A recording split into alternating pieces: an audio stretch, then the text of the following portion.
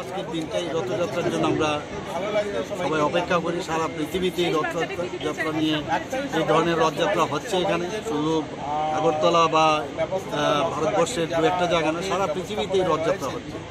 একটা কথাই বলবো যে ত্রিপুরা যেভাবে সামনের দিকে এগিয়ে যাচ্ছে, মাননীয় প্রধানমন্ত্রী যেভাবে ভারতবর্ষকে সামনের দিকে এগিয়ে নিয়ে যাচ্ছে, আমি সমস্ত মানুষের কাছে এটাই আবেদন করব যেন আমাদের মাননীয় প্রধানমন্ত্রীজিকে সবাই আশীর্বাদ করে, আমাদেরকে আশীর্বাদ করে যেন আমরা এই দেশকে আমরা সামনে দিতে